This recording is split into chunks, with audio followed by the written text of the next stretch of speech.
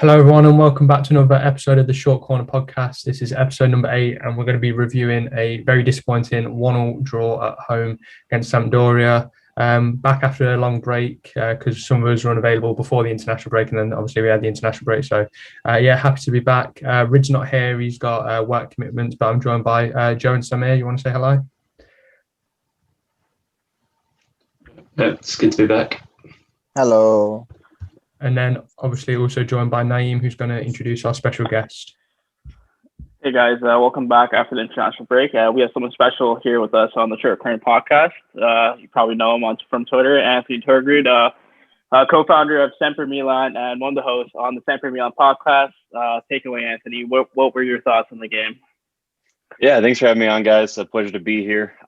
Real quick, for those of you who don't know, Matt and I go way back, so I just want to give him a special shout out. We've come a long way from enemies to friends, and I'm really proud of you and what you've accomplished with your footballing careers as far as a referee and with the podcast. So keep it up. Happy to be here. Cheers, as far as that game, I have very few positives, if any. I probably don't, honestly. The whole first half was entirely Sampdoria. We didn't do anything of notice at all. It was pretty rough. I think actually the best thing we did was a Donnarumma save, which if anything says Sampdoria was attacking more than us. Second half we got a little bit better, and then in the middle of us starting to turn on, Teo made a really poor back pass to Kessie, who didn't see the ball. It was behind him. It went straight to Quagliarella, and he just chipped it over Donnarumma, who was off his line. And then we scored with, I believe, 2 minutes left in regular time. Kessie hit the post 3 minutes into extra time, and that's all she wrote. Yeah, I only watched because, as you said, I was reffing, and I only caught the first half hour. But it seems like a theme. I don't know if it's fatigue or injuries or what, or people just getting bad. But we never start. It doesn't seem like we ever start quickly now. Like we always seem to be like. Takes us like a half to get into the game, and whenever we concede first, it's always like a massive problem. And it's something we need to work on, because we tend to we get out there, everyone's hyped for a match back after the international break, and then it's just Sampdoria have had most of the ball, had like 2 really good chances, and on the back foot. And it's worrying that these games, Samir always says, if we win these little games we'll get top 4, but it's these games now that are sort of letting us down, where we're just stumbling and we're not looking like Milan. We're looking like a mid-table side who's just struggling. We need to be, capitalising on these games where we should be winning. Yeah, it's these early kickoff games. We really had a problem just winning them. I feel like just you see me and Anthony have our caffeine in our hands. But first half was all Sampdoria. Second half we did get into our stride, but first half was a GGO save. I think it was Thorsby on the header. But the Salamakers actually we had a half chance. He plays it back to his left hand, but Thorsby read it really well. I think we could have scored off that half chance. But, I think Hauge would have started over Krunic. He saved Pioli's job. I've been saying the past 3 episodes, Hauge's a left winger. We have a dedicated left winger in the team, and he's starting Krunic as a Metzala. So it's just kind of weird, but Hauge did save the game for us. But other than that, Theo, horrible back pass. Like Anthony said, I don't know what he's doing there. Quagliarella, quality striker. He chips Donnarumma. It's such a good goal too, I think. He sees him off the line, and it's only Theo's fault on that.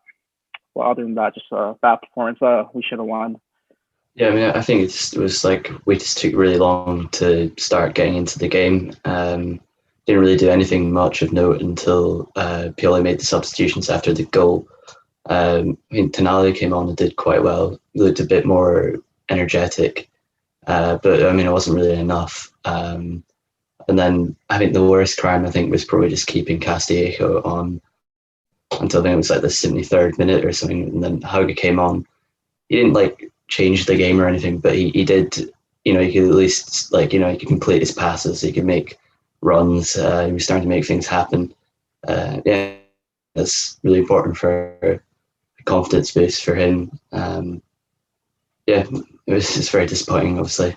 Kessie with that miss at the end of the game, as well as hands in the head kind of moment. I was already celebrating it, to be honest. And then I realised it hit the post. It was, yeah, it wasn't very good. But yeah, it was a terrible performance. With very little to take away from in a positive light. It was a very shit game. I hate early games, like waking up early, and we also have back, like a record of playing early and like fucking up. And I don't know what happened since the last 5-6 game. We have been starting very slow. Like starting of the season, we used to start, like full on attacking, counter attacking, like we should like really high intensity, the first half. But since last few matches, we've been playing very slow. We start playing good towards the end of first half, and then by the time it's halftime, and when you come back, same thing again. Poli has to fix the problem of us like not winning games when the opposition scores first. Like every time someone scores before us, it's really hard for us. We always struggle when the other team scores. And today everyone was like really bad except Kahi, Tomori, and Donnarumma. Everyone was bad. And Theo, I think this is one of Theo's worst game, except the run he did. He had a really bad game, and that mistake was really bad. And I think Hulk has to start from next match. Like no way. Like after this performance, like he has to start. I don't know why Bill is starting him instead of why he's starting Krunic instead of Hulk. I don't really understand. Like remove Samu, put Rebic there, put Hulk here. On the left side, put Hulk and Rebic on the right side. I don't want to see Krunic, Samu Costello anywhere near the starting line. And Krunic, I can't really blame him. He's a cam. Overall, it's just a bad game. Ruined my entire day. I think there's a key talking point in that first half. From Ajello, their left back, he fouls Zlatan. In my opinion, that was a penalty. I thought that was a clear penalty on Ajello. So I was off my couch screaming at the TV, where's the penalty? What did you guys think about the Ajello foul? I can see both sides of it. If it's outside the box, it's a free kick all day, every day.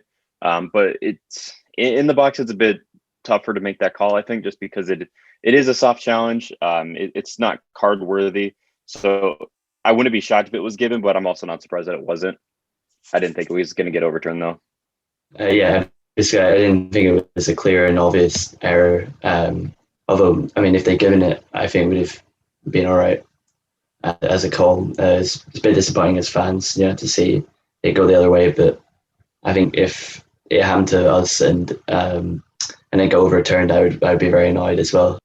I think it's not like you can kind of feel a bit hard done by it, but it's not some massive blunder. Like we've had ones in the past where it's like that has cost us 2 points, or how was the ref not give that? It's a shame, and it's like maybe on a day where we're a bit luckier, like Kessie doesn't hit the post at the end, Teo doesn't make that silly mistake, we get that penalty, and it's a completely different game. But yeah, I think you can't have a massive go at the ref for that. I think it's not as Joe said, it's not a huge error. It's not a clear and obvious error, but it's disappointing we didn't get it. And I think that lack of luck and the lack of maybe decision on our side just epitomizes what was a really frustrating game. Yeah, I think the irony of how the game went overall was our defense was probably the best aspect of our game today, even though that's what cost us was that mistake but from Teo. But I mean, our defense was solid. Like you guys said, Tomori, Kier, not so much Salmakers or Kalulu, but then again, they're not really expected to be playing anyways. But our center backs were fantastic. Gigio was fantastic. It was just that one mistake that cost us the game. You could put the attacking deficiencies aside, the midfield deficiencies, for lack of a new word, but you put that aside and we still got the goal we needed, and our defense was doing everything right until that one pass. And that's what cost us, even though I would say our defense was probably the best of that. Yeah, Anthony, you think we should redeem Tomori? I've been set on redeeming ever since we got him. Yeah. I would have redeemed Tomori after the first game he played. I think that was all we needed, compared to what we'd been seeing from Romagnoli earlier in the season after his return from injury, with Gabia going out injured, with the exits that we were expecting. I know now the rumor is Caldara is going to return, but we don't really want that, So I think we're going to redeem him. I don't see why we wouldn't. Plus, he's got resale value that none of our other players do have. Being English, what Premier League clubs play for English players because they need homegrown. So now you have a really good homegrown center back, which is a pretty rare thing. He could resell to like a Man City for 60, 70, even 80 million euros in a couple seasons. So at the very least, redeem him for the investment. Right. I wanted to ask you guys thoughts on what, like, we're linked to Lovato. I saw SempreMilan tweeted that, but we also have Caldara coming back. So what are you guys' thoughts on Lovato and the Caldara situation of center backs when we already have Gabia and Kalulu can play there too?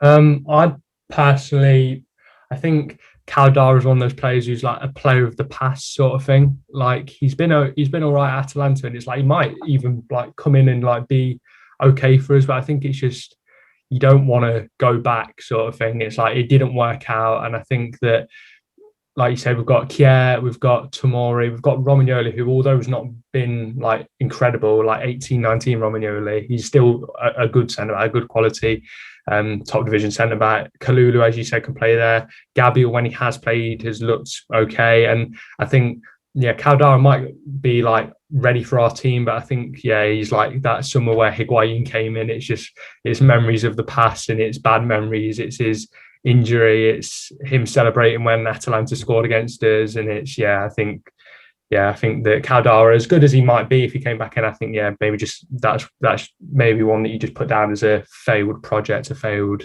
scenario. Yeah, Caldara didn't fit in at Milan for a number of reasons. Then there's no point in trying it again. Obviously, we don't get a choice if they don't redeem his option, but we could try and offload him, and I think we will. I also think Romagnoli's on the way out. I know the rumor right now is he wants to renew for 7 million, and he's just not worth that. There's not a chance. I mean, that's what Zlatan's making, and he's barely earning that at the moment with his performance today. So no way Romagnoli gets that. Raiola is his agent. He'll find a new club if we want to get rid of him. So I think that's the only reason we would go for like a Lovato or someone else. But if not, if Caldara does come back, then we might stick with him and get rid of Romagnoli, and then just use the profit there for something else. I mean, I was very excited when we signed Caldara initially because he was really good at Atalanta when he was first there. But obviously it hasn't worked out. 2 very big injuries. I think he only played like 2 games in like 2 years for us before he left. I think it's unlikely he could come back and make impact that we would need from him. But he could be a solid squad player, and as Anthony says, if Romagnoli's on his way out, then maybe there could be a place for him. But we don't know. Ideally, you'd want Atalanta to give us the money so we can invest in somebody. But I also get the impression that Caldara probably won't want to stick around and be second choice. He is still fairly young, I think. So, and he'll probably want to go to a sort of like smaller sort of team like maybe Sassuolo, or where you could maybe get a more starting role. Yeah, I think a lot of Milan fans have a bit of resentment towards Caldara because right after he joined Atalanta, he posted up a picture on Instagram of him touching the Champions League badge. So there's that. There's a lot of uproar regarding that. I think we should still him. I feel like he's like Romagnoli, but worse. So what's the use? Like if you can get like 15 million, 12 million out of him, I think it's all right. I don't want dead weight. Especially we have Gabia. He's he should be all right. Why have someone like Caldara? I think we should sell him if we get 12 million. Definitely. I feel like he's like Romagnoli type there, but worse. And he didn't do anything in Atalanta last year. So why have him around? Yeah, I think I want to talk about the Hauge situation. I've been calling for Hauge to start games more often than he has because we've saw that potential that he did have in the game for Bordeaux against us in that qualifier. He scored 2 fantastic goals. No, he scored 1 fantastic goal, and he got a really, really good assist. So he has that quality, and we saw it today. So I think that's important in a young player's career, that he needs those minutes to boost confidence. So without those minutes, he sees career starting up, and that's not going to really affect him. That's going to affect him like negatively, really. So he needs a bit more minutes than Pioli's giving him, and I think he made a good case today. I would agree with that. He definitely needs minutes. One thing that he's not going to get, though, is minutes. And that's simply because he's played too many games this season already. You know, the Norwegian season started before Serie A. When he came to us, that season was finishing. He had already played almost 40 games for them that season.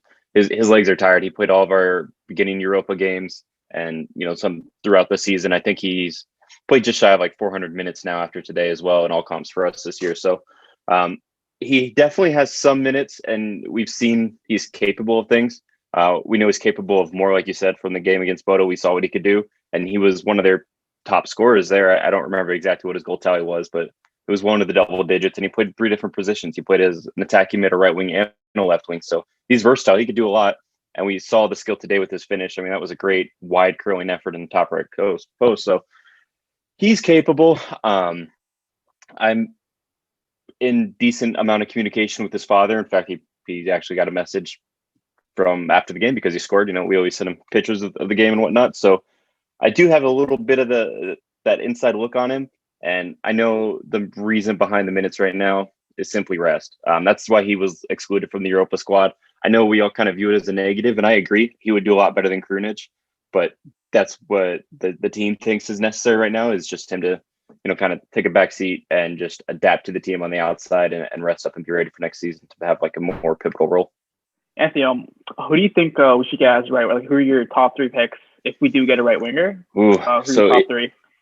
It's changed because Talvin was the name for a while, and that's who I wanted because it was going to be on a free. He was a decent enough player, huge improvement from Castillejo. But now that's not the name anymore. Now they're leaning towards Orsolini. And I don't know if that's a better pick or a worse pick. He's obviously more experienced in the league. He knows it. And I think he, again, better than Castillejo. But I don't know. I think we would need a transfer fee upwards of about 20 million plus wages. So it might not be the most beneficial for us. As a third, I don't think I have a third name, to be honest, right now. I hate how Castello is a benchmark, though, like you were mentioning, for a club like Milan. You see Crotone with Adam Munoz. He had a really good game against us. They have a better right winger than Milan, and that's just sad that Castello is the benchmark for right wingers now. Yeah, I don't have anything positive to say about him, and I've tried to find some silver lining, find a reason to like him. I don't have any, and it's pretty rare that I like outwardly dislike a player. You know, normally I could just say like, I don't think they're good enough for the team, or, you know, he's trying hard, but I think Casio is just horrible. He should never have been on the team. The money we spent to bring him in and to send Baca the other way was just disrespectful. You know, Baca scored 18 goals for us in his first season with almost 0 service, and he's a poacher. Like, Baca was a significantly better player. Granted, he's not going to start over Zlatan. We all know that, and he's declined a lot. But I still think modern Baca is leaps and bounds above Castillejo. So we spent too much money on him, and we could blame Leonardo for that. But he needs to go. Unfortunately, there's not a club that's going to buy him for the money that we need to sell him for to break even. It's just not going to happen. So he's going to be here for at least another season or 2. Yeah, like at this point, just give me anyone, honestly. Like any right back from any team, I will take it. You know, hell, give me Gevino from Parma. I don't care. Like at this rate, anyone is better than Castillejo.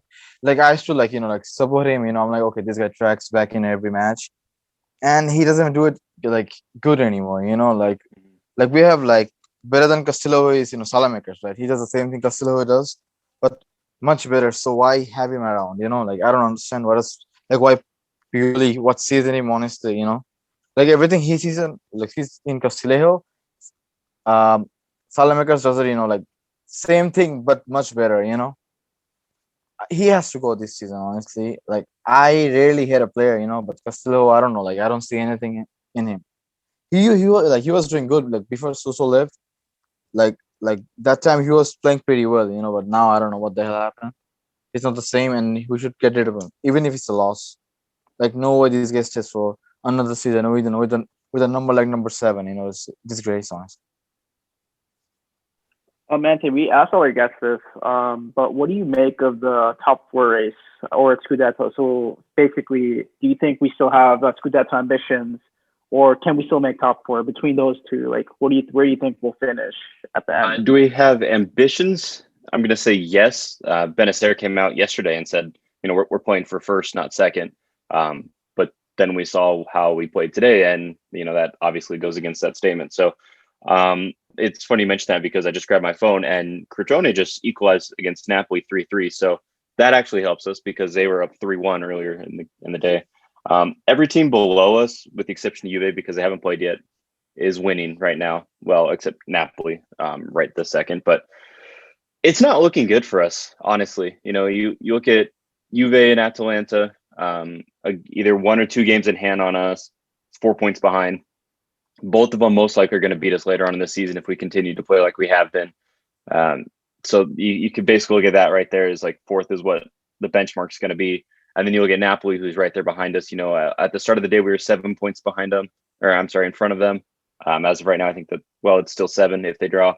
But regardless, they have a game in hand. So if they beat Juve, then, that changes everything too. Plus Roma just went up as well. So it's we definitely bottled the league 100%. We're not winning the title at this point. It's shitty. That was what we all kind of anticipated after going 23 weeks in a row at top. But we've bottled that, and with as tight as it's been, there's a good chance we bottle top 4 as well. I don't want us to, and I don't think we will. But it's very likely, especially with the way the season's got to end with the games we have. So who knows? Maybe on match week 38, we're talking about Europa Conference League and not Champions League. Oh God. I seriously think we can bottle like I don't know like why we're so calm. We have like 3 big teams you have to face: Lazio, Juve, and Atalanta. If you lose these 3 and if you keep on bottling like we have been today, there's a big chance that we can like slip to like 6th, or 5th. Like if Napoli, if they won the game today, if they can win it to the Napoli against Crotone, they are like 2 points below us. So and if we lose, against Lazio, Juve, and Atalanta, I'm pretty sure we can, really ball top 4 and finish like 6th or 5th. So I'm not really, like excited for the last 9 games. I'm kind of scared, honestly. Yeah, Napoli just went up. I'm checking the scores right now. So that's the top 4 is That's what I was just looking at too. Every team on Lazio is up as well. Every team below us is up right now. Well, Udinese just got one back, so 3-2 for Atalanta over Udinese. So that might change, but it's not looking pretty for us, boys. I think momentum is so important as well. Like I remember, nothing to do with Milan, but I remember a few years ago when Villa were in the Championship, they were like mid-table, were doing awful, but then they won 10 games in a row, got into the playoffs, and then they won the playoffs because that momentum's so important. And if we go into this running as we are like now, and we did beat Fiorentina, so like it's not like we're lost 10 in a row or something, but we're becoming sloppy, we're dropping silly points. And if it comes into those like last 5 games and we've got like Atalanta away on the last day, and we need to be these last 9 games of the running, we do have to be in a positive mindset. We need to be like confident. And I think at the moment, all these scraping past Fiorentina, losing derbies 3-0, losing to top 4 rivals in Napoli, dropping silly points at home to bottom half teams. This is the last thing we need. Like going into this last stage of the season, what we need is everyone to be like, okay, we're going to win this game. We're going to win this game. We're going to win this game. Not, oh, okay, we'll take a draw. It's at the moment this state that we're in of no one looks confident. No one looks up for it. Everyone's sort of strolling around. I saw a lot of comments about the body language. Like going into these last few games, we really do need to up it, or else teams will want it more than us, and we'll end up slipping. Yeah, that's a really good point. And unfortunately, you mentioned the Fiorentina game. To go back to a point I believe either Joe or Samir brought up earlier, that's the first game all season in the league where we've come back to win from a losing position. Every other time we've gone down first, that's it. We don't come back. Fiorentina is the only game where we've come back from a losing position to win. And as far as home form goes, we haven't won a home game in our last 4 in the league and 7 in all comps. I mean, that's the worst form we could possibly have for being at home, especially for a stadium like San Siro. If you take the fear out of the San Siro, then there's nothing you could do with the body language, the enemy teams. I mean, you see a team like Sampdoria, who mathematically isn't getting relegated and isn't qualifying for any European competition. They have nothing to play for. They're finishing mid-table, and they brought it to us, title contender, and they basically could have beat us. They probably should have beat us. That we don't strike fear in teams anymore. And we did in the beginning of the season, but that momentum's gone for us. So And Inter, on the other hand, haven't lost, I don't think, all year. You know, they're high flying, so they got the momentum. So the tides have turned, and it's bad. Yeah. So Anthony, we asked this question to again all our guests. Why are you a Milan fan? Like, what got you into Milan? We know you're not from Texas. You know, that's a bit of a blunder on my part. I'll admit. You know, it's a funny story behind that. So Samir asked me. So you asked let's talk about that. Anthony from Texas. So I'm playing a Warzone. I check on my phone. I'm like, okay, I'll talk to Anthony about moving to Texas myself. So first thing in my head pops up. I say, yeah, he's from Texas. I reply to Samir. Samir tweets that out, and you know, just downhill from there. So guys, he's actually not from Texas. He's from Norway. Well, so let's go into that too, and that's Waleed's fault. So I didn't mention it then. I've never been to Norway in my entire life. My last name is Norwegian, but I don't have any Norwegian blood. Like, my dad was adopted by Norwegian family. My uncle's from a town in Norway called Tromsø, but I've never been there. I don't really communicate with him, but that's the only Norwegian connection. I'm an American. Like, my dad, I think he took a DNA test and he was like 87% English. So if anything, I'm closer to British than anything else, but and my mom is Italian, so it's a weird mixed bag, but I'm American. I've lived here my whole life. I've been to like maybe 6 countries, and you know, I'm an American. It's all good. I live close to Texas. That was just really funny. But as far as what made me a Milan fan, also a very weird, strange story. I was wearing a plain black t-shirt just like this. It was probably 2010. No, it was right after we won the Scudetto. It was the Scudetto winning season, but I didn't watch any of it. It was like the summer window after that, or it was like right before it ended, but I didn't watch anything. And a buddy of mine who was born and raised in London, he's a Tottenham fan. He's always tried to get me into the game, and I just never really cared. I watched a few games with his dad and him, and we were at the mall. And before I started balding, back when I was in high school, I had really long hair. I had a ponytail. It was actually longer than Joe's is now. And my hair just looked like shit this day. It was awful. We were at the mall. It looked terrible. And we went into this store called Lids. It's like a hat store. And they have like mainly NFL teams, baseball, stuff like that. They never have soccer ever. And for whatever reason, they had an accidental shipment of soccer teams. And I had bright red Puma driving shoes on and a black t-shirt. And I saw a hat that was black with the red brim. And I'd never seen this logo in my life. And I asked my buddy Dan, who was the Tottenham guy, I was like, yo, what is this? And he's like, oh, that's AC Milan. It's a soccer team. They're pretty good. And I was like, all right, I'm going to buy it because it matches my outfit. My hair looks terrible. And he's like, if you do that, you have to become a fan. And I was like, okay, yeah, sure. Well, so I bought it. And then like that week or a week later, they won the Scudetto. And I was like, oh, okay, maybe I will. And then I went to Milan shortly thereafter. Couldn't go into San Siro. It wasn't game time. But yeah, so just started watching ever since. And it's been downhill as well, so maybe this is all my fault. Who knows? Oh, that's a really cool story. And another question we also asked is, who's your top 3 favorite Milan players of all time, any era? Go. Definitely Zlatan.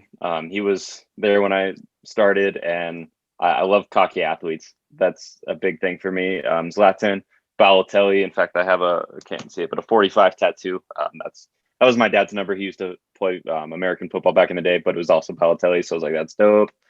And who would be a number 3? Probably Kaká. You know, I got to see his final years with us as well.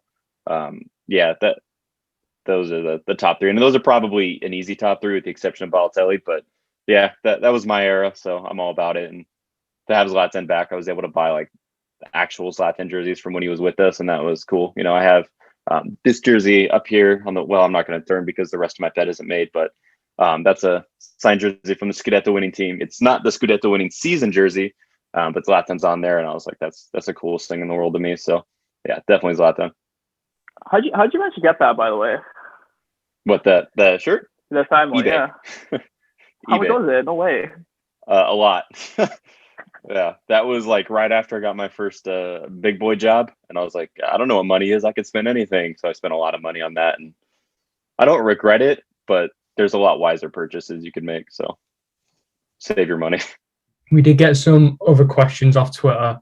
So Kaushnik, he asked, on on Twitter you posted something about something's changed regarding a girl, and he was wondering if we could have an update on that. That's him, not us. Yeah, no, it's funny. That's been an ongoing saga for I don't know. I think like December, maybe November was the first tweet in that thread. I don't know when, but yeah, there's really nothing serious about it. It was just this cute girl at the gym one night like asked me to spot her while she was squatting, and it was just like that's really suspicious behavior. But I was like, all right, cool. Let me tweet about it. It's funny. And then I don't know. She's being a little flirtatious, and we would chit chat every time we'd see each other, but never really anything. And then Christmas Eve, I actually got COVID, so I was down and out for a while. And then when I was healthy again, I went back to the gym, and she was like, "Where you been? I haven't seen you." And so I was like, I couldn't tell her that I had COVID, and my first time out of the house was right then, because that scares people off. So I was just like, "Oh, I was on vacation." But yeah, and then I didn't really talk to her after that. And I think I told him at the time he told me to get her number. And I was being stubborn. I was like, no, I'm going to focus on Milan and fitness. I don't need girls. And then like last week I got her number. So I was like, whatever. So that's the update there. I haven't even talked to her since. I never text her, but yeah, I got her number. Yeah, that's a positive update for him at least. I'm sure he'll watch this and be happy about that. Carlos was asking, let me find the tweet. Carlos is in finally Godwin. Yeah, finally Godwin. Mr. Shadow Band himself. Yeah. He asked when are we going to get to see your dog on this podcast, or I think he was talking more about your SempreMilan podcast. He was wondering if he can make an appearance. I'll just wake him up. Come on, jump up. There he is. There we go. Now we got the dog. Look at the camera. All right, you could go back to sleep. There you go, Carlos. You got your wish. Yeah. Right. Do we have anything else, Joe? Is there anything you want to add? I like the dog turned to the camera.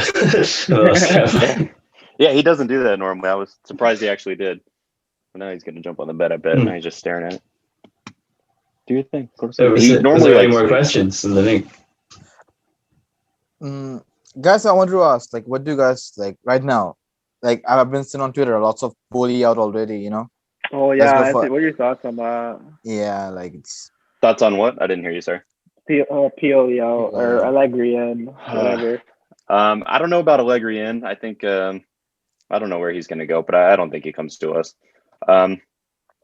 Pioli's going to stick around next season. I know that for like 90% fact. So Pioli out unless something drastic happens. Like if we do finish 5th or 6th, there's a chance at that point. But if we get top 4, he'll stick around. He's not the manager to win us a title. We thought he might have been this season, but prior to this season, we didn't think that, and probably going forward, we don't think that as well. He's just not really won too much in his career, and that's not a knock on him. That's just the reality of it. I think he's a good enough manager to get us to where we need to be, but he's not going to take us to that next level. So if we want to advance, he'll have to go at some point. It wouldn't be fair to him to sack him after getting top 4, though. So I think he'll stick around if we do get top 4, at least for one more season or half season, depending on how it goes. Yeah, Pioli does have his limitations, which Joe was saying today. Joe said it felt like we lost, and I agree with him. Because we were playing 10 matches on 3 at home. We should be expected to win a game like this at home. Mm-hmm. And there's some of the blame is on Pioli. So Joe was talking about that. So Joe, do you want to talk about the Pioli? What Pioli could have done better today, I guess?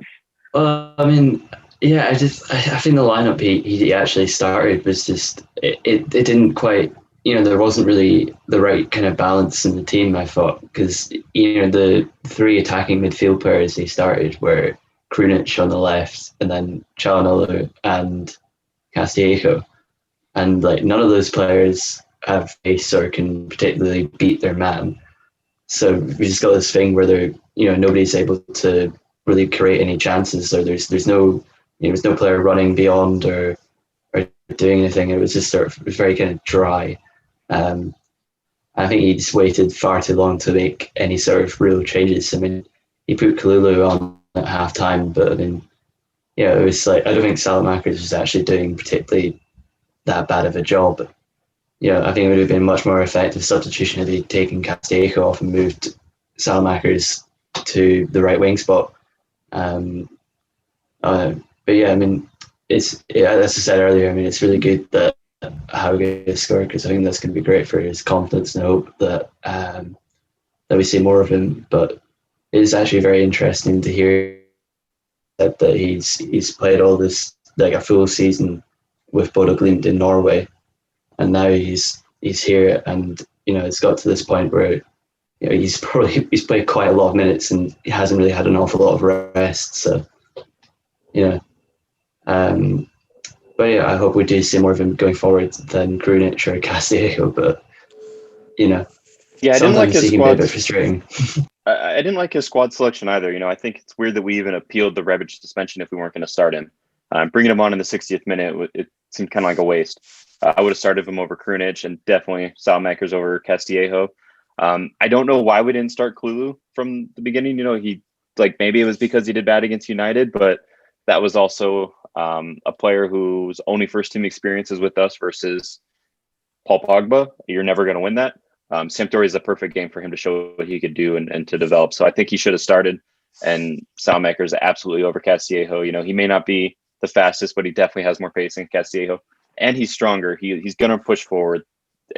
Alexis Salamakers definitely wants to win every game, and he's going to try, whether it's a poor attempt or not. He's going to at least try. Castillejo will stop a counterattack. He will get the ball on the counter, 1v1, and just stop moving and make a back pass. No one knows why. Salamakers will at least, try and shoot across, even if it's awful. So I'd rather that. I don't know what Pioli's thoughts were. And it isn't the first time I've criticized his selection either, or his substitutions, to be honest. He's made weird subs in the past as well. So he has limitations, like you said, and he needs to improve in a lot of areas.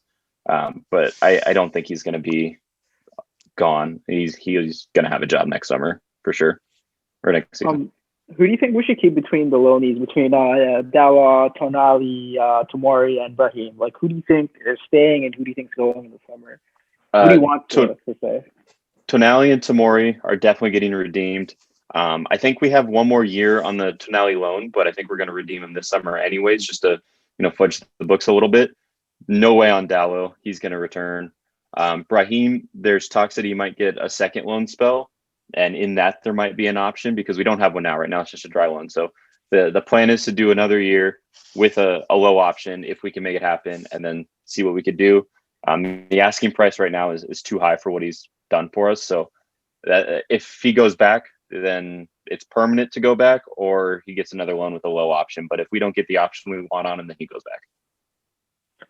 What about Mandzukic? So is he staying or going? What's going on with that? So Mandzukic is an interesting one, because originally it was thought that he had a automatic renewal if we got Champions League. Now that's confirmed to be false. It's the club's option. So really, it's, I don't want to say a no-lose situation for the club, because he hasn't done anything, so we're still losing money. But if we get Champions League, then the option to renew him is there for us. If we don't get Champions League, then he's gone. But the option is renew him at the same price, Whereas if we didn't have that option, then if we wanted to keep him, he can negotiate a new price. So I guess that's the silver lining there. But unless he gets healthy and contributes, I don't see him sticking around. He doesn't, he's an experienced player. He's won a lot of trophies, but he doesn't give you that mentality boost that Zlatan gave the team in the beginning, And with other free agent big names on the market, other talented young strikers on the market, I think we go for someone else over renewing him. Is he still injured? Wasn't he supposed to be back after the international break? I think so, and I don't know if he was on the. Was he on the bench? I don't think he was on the bench. He was on the stands. He was in the stands. Okay, then yeah, I think he's still injured, but I could find out. I'm not sure. He got injured really quick. Go ahead. So we also asked you guys this. So if you had to pick between a deputy Zlatan, so in the case Zlatan doesn't renew, or we have a backup striker, who's your top three picks going forward? Because we can't rely on in the case we can't rely on Mandzukic. Who would you have? Yeah. Dream signing is obvious in Haaland, but that's not happening. I would say number one sensible pick that we could get would be Daniel Malen. I think he's fantastic, highly underrated, and the price is right. I think that would be the steal of the century if we could get that. Number 2 might be unorthodox, but I think just make Leao better. I think he's a fantastic player in his own right. And if we could get him to have the right mentality to work rate, he could do it. He could get the job done. So that would be my number. I guess that's all 3, but really it's Daniel Malen. I would actually like to, I think, and this one might be a bit controversial, switch the formation from a 4-2-3-1 to a 4. I got to do math in my head here. 4-3-1-2.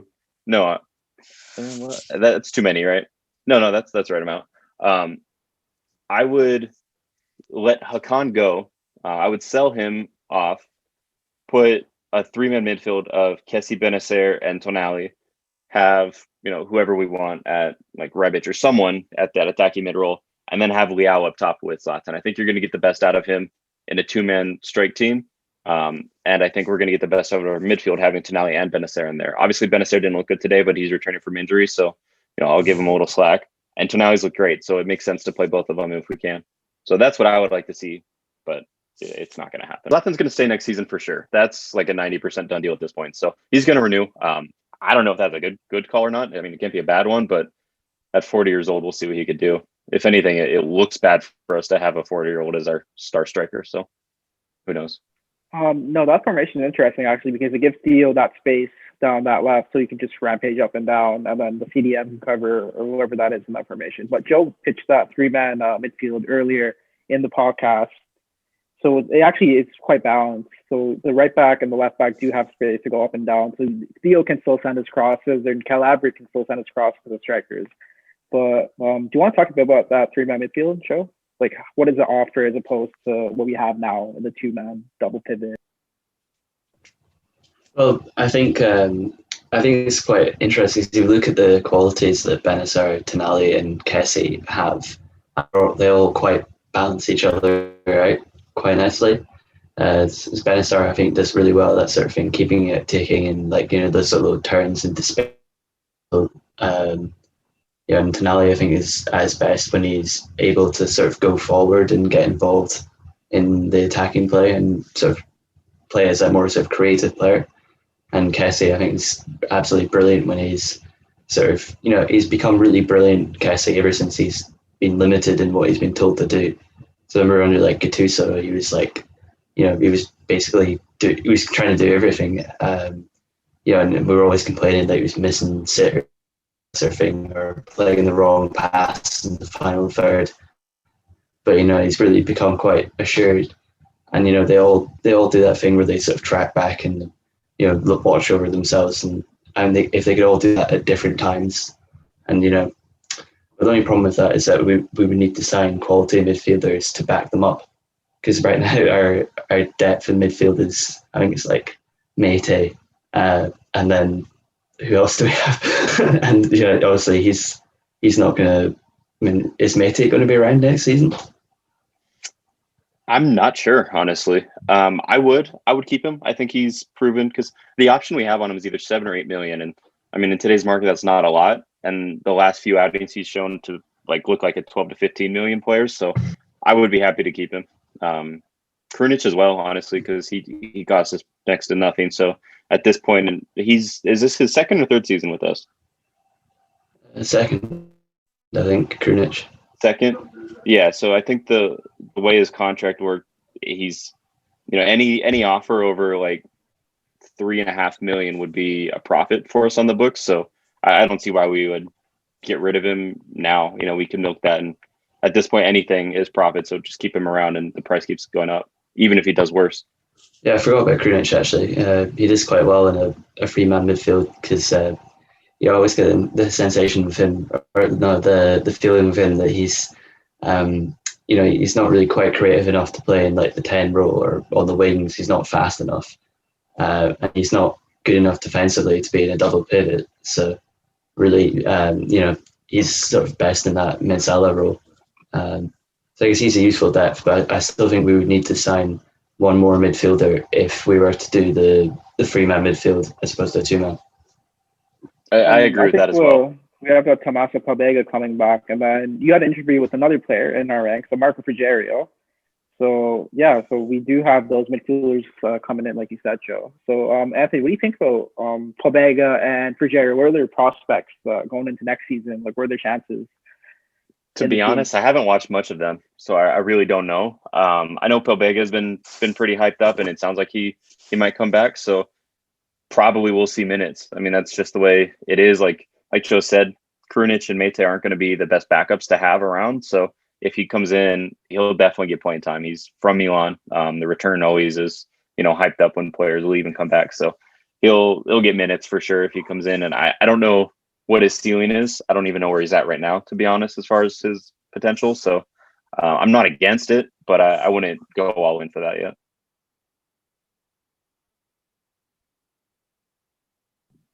Yeah, I think with the midfield we do have a proper drop off in quality. Like we've got Benacer, who was one of the best midfielders last year, Kessie, who's just come on leaps and bounds and is now one of the best midfielders in the league. Tonali, who like after a slow start, he's starting to fit in now and look like a proper Milan player.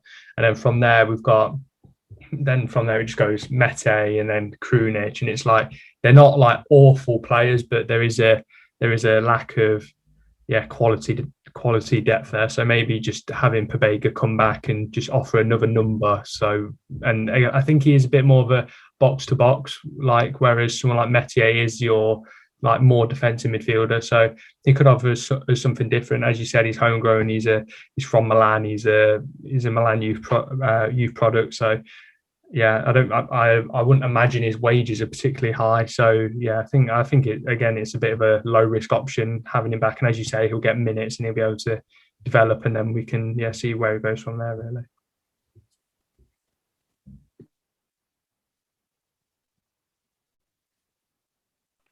Do we have anything more to talk about, or? I think we're good. Actually, what about the Piscina option? Do we still have that, or no? I'm not 100% sure. I think it might have expired actually. Oh, I know we had it last season, but maybe it hasn't. I don't know, because it was like a percentage of future sale, or what was it? It was like a set fee to buy back or something. I can't remember what it was, but yeah, I know that gets talked about. Yeah. So, I mean, that might be an option. I don't know if he's I don't know if that's the answer either, though, to be honest. It might work well in a two-striker formation, but I don't see him leading the line by himself. Yeah, no. Piscina, I think he might want to go back to Atalanta. Actually, he's found a home there after Papu Gomez is gone. He's been playing as a number 10 from what I've seen. Mm-hmm. So I don't think he wants to come back to Milan anytime soon. But yeah, for sure. Transfer was 100 mil is what the budget was quoted, right? For the Mercato. Yeah, so it still hasn't been clarified if that includes the loan options or not. So like Tomori is going to be for sure a done deal, but we don't know if that's going to come out of that 100 or if that's already accounted for and it's 100 after that. So I don't know, but I think 100 is a sensible transfer fee, especially for a club with ambition. In today's game, that's the type of money you need to spend. And that doesn't exclude exits as well. If we get 30 or 40 for Romagnoli, that's fantastic. We could replace him right there with someone else. They're going to be tricky with it. I mean, we've seen the type of signings we've made, low cost, as low as possible with the highest potential. The problem with that, what happens when you develop young players into world-class players? They want to be paid like it. So even though you're saving money now, there's going to come a time, like right now with Donnarumma, where these players that now have a name, that have clubs that want them, that have proven resumes, they're going to want to be paid like it as well. And now that wage bill that we just slashed down is going to go right back up. So it's really, is the risk versus reward there? Do we want to win now and invest in some big name players that are already on those wages and just accept it? Or do we want to try and pull off something cheeky with some kids and, maybe get a title, maybe get a trophy somehow, or develop them for a few years into the future and then sell on again? So I don't know. It's a tricky one. I think with the way Elliott runs the club, they definitely want to go youth, which is fine. But I don't know if that's going to win us anything anytime soon. What are the chances we lose Donnarumma or Hakan on a free this summer? That's an interesting topic there. I think Hakan is more likely than Donnarumma. Donnarumma wants to stay. The issue is Raiola wants agent fees.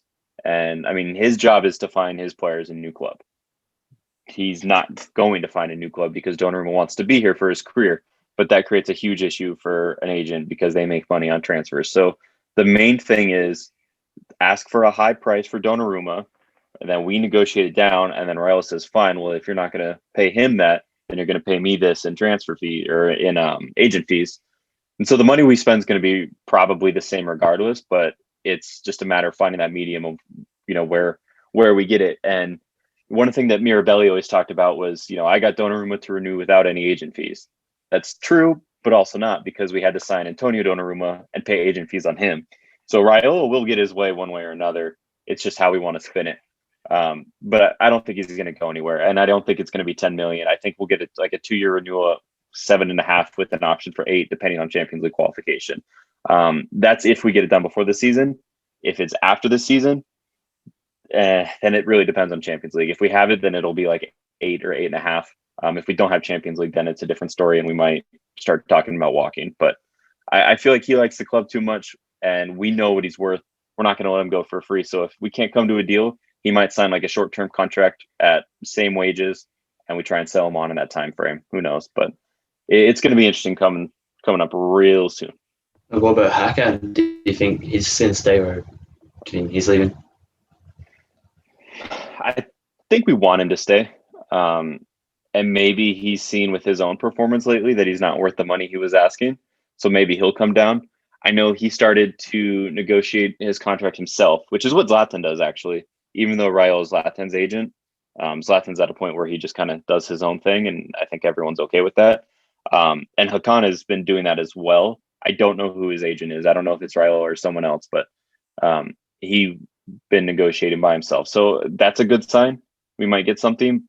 But as I mentioned earlier, with going to that new formation, that would be dependent on if Hakan walked and we freed up that wage bill for a new player that could fit that role and change the formation up. So there's benefits to both sides of it. I personally would like to see him stay. I like the player. I think he's got more he could do for us. But if he walks, it's not the end of the world. We'll definitely have a replacement ready.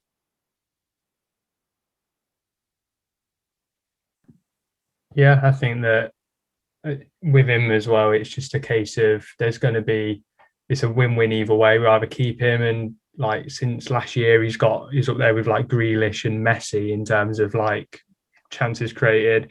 And if not, as you say, we lose him, but we've got enough money to just get someone in who's going to fill that hole, and we'll be good to go again. So it's not, I think with Donnarumma, if we were to lose him, it's like that is a massive drop off in quality. Like we're never going to get someone as good as him. But then if we lose Hakan, there will be someone who can come in and do a decent enough job. My thing with Donnarumma, and you might take a little bit of offense to this because aren't you a goalkeeper yourself? Yeah. Yeah. I think there's a ceiling of how important a goalkeeper can be to any team. If you have an incredible back line, you can have a pretty crappy goalie and be perfectly fine. And there are good goalies available for low cost. One thing that does play in our favor is all the big teams that could afford a Donnarumma already have a number one set for a while. So they don't need him, but Donnarumma at this point is becoming a luxury player, not a necessity. With Tomori in his form and Kier in his form, Teo in form unlike today, then we're pretty solid, and we could get away with having someone else. I forget his name, starts with an M, but he's in either my nan from the. Yep. Oh. Yeah, he's available cheap, and he's good enough to fill that role. And you would notice a drop off. There's things like free kicks, penalties, things like that you're going to notice when you go from a top world class goalkeeper to just a bang average or slightly above average. But as far as open play goals conceded, I don't think we're going to see too much if our defense continues to be as good as it is. Yeah, I think that like you say that Mike Maignan, he's available. Like people like the Sampdoria goalkeeper today, Ordero, he's not bad. Musso from Udinese, there is alternatives. I think, like you say, like even with like Dida, when Milan won all Champions Leagues in the 2000s, it's like he wasn't at the time when you're thinking at that time there was Buffon and there was Casillas. Milan had the best team in the world, but they nowhere near had the best goalkeeper in the world. So yeah, I understand what you're saying. I think the only problem would be, obviously, you said that you notice a bit of a drop off, but you could get someone in decent. I think the only shame would be to lose him on a free. So I don't mind. I don't mind losing him and maybe getting Ordero or Monyan or Musso. But then to lose him for nothing, this generational, incredible world class goalkeeper. Yeah, that'd be the big defeat out of all of it. Yeah. I think in the end we'll get both of them and we'll sign both of them. Maybe Donnarumma for like 8 million salary with 2 years. And Hakan, I don't really know, but I feel like in the end we'll get both of them. So I'm not really worried right now. Yeah, I think a lot of the renewals depend on Champions League qualification. Everyone wants to put in right now, like, here's your offer and we'll give you this bonus if we qualify. But a lot of the players are thinking, let's just see how the season goes, and then I could demand even more than that, and they could get away with it, but it's a risk, obviously. So maybe that might motivate them to qualify, push a little harder, play better than they did today. Yeah. I really feel like Donnarumma is just waiting for us to see if we can make the UCL. I think as soon as we make UCL, like for sure, he's signing. We're linked to Zakani too. Talking about Hakan replacements, that might be a low cost option if he wants to play Champions League. If we do make Champions League, we can offer about Hellas 10 to 12 million, and hopefully they accept. So that's a low cost option if Brahim or Hakan don't go. I'm a big fan of Zakani. He's having a good season as well, and we're linked, so that could be a cheap alternative there. Yeah, I like that. Yeah, I think we did cover everything. It was a pleasure having you on, Anthony. Good talking points there. Thanks for having me. It was a good time. He's actually not from from Texas. My bad. I'm saying Norway again. He's not from Texas. That's a blunder on my part. From Norway, but go check out the SempreMilan podcast. Some great stuff over there, covering a lot of topics. Go check out the SempreMilan Twitter, and also check out Redbubble. They have some new stuff. A collab with Perino too. They posted a Kaká and Rivera, some Rivera stuff too. I was checking out myself. So very cool stuff going on at SempreMilan. So definitely go check them out. Yeah. I'll wrap it up. Thank you again, Anthony, for coming on. I've been Matt Robson, and I've been with Joe, Naim, and Samir. Unfortunately, Rid wasn't here, but I think we still had a great podcast. Got through a lot of transfer talk and just general Milan talk, and just would have been nice if there was a win to do that alongside. But unfortunately, there wasn't. But we'll be back again for the next game review. And thank you everybody for watching, like and subscribe, and we'll see you next time. Thanks for coming, Anthony. Thanks for having me, guys. Appreciate it.